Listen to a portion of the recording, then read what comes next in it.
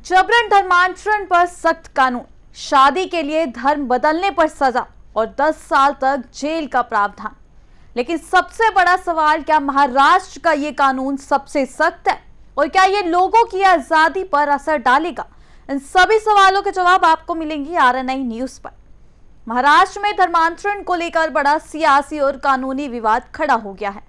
CM Devendra Fadnavis की सरकार ने विधानसभा में धर्म स्वतंत्रता बिल 2026 पेश किया है, जिसमें जबरन धर्मांतरण और लव जिहाद जैसे मामलों पर कड़ी सजा का प्रावधान किया गया है।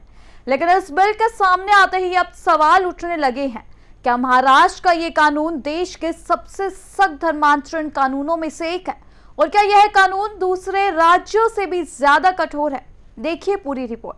महाराष्ट्र सरकार द्वारा पेश किए गए फ्रीडम ऑफ रिलीजन बिल 2026 में जबरन धर्मांतरण के खिलाफ सख्त प्रावधान किए गए हैं। इस कानून के तहत लालच, धोखाधड़ी, जबरदस्ती या धमकी के जरिए कराए गए धर्मांतरण को पूरी तरह से अवैध माना गया है। इतना ही नहीं, शिक्षा या किसी तरह के प्रभाव के जरिए ब्रेन वॉश कर धर्म परिवर्तन कराने को भी इस कानून में अपराध की श्रेणी में रखा गया है। बता दें कि इस प्रस्तावित कानून के तहत अगर कोई व्यक्ति शादी के नाम पर धर्मांतरण करता है तो ऐसी शादी को अदालत द्वारा नुल एंड वाइड घोषित किया जा सकता है। वहीं कानून में यह भी प्रावधान किया गया है कि अगर कोई व्यक्ति अपनी मर्जी से धर्म परिवर्तन करना चाहता है तो उसे पहले जिला मजिस्ट्रेट को 60 दिन पहले सूचना देनी होगी। इसके बाद इस सूचना को सार्वजनिक किया जाएगा और आपत्तियां मांगी जाएंगी। अगर इस प्रक्रिया का पालन नहीं किया जाता है तो धर्मांतरण को अवैध माना जाएगा। इसी के साथ ही धर्म परिवर्तन कराने वाली व्यक्ति या संस्था को यह साबित करना होगा कि धर्मांतरण पूरी तरह से स्वेच्छा से हुआ है।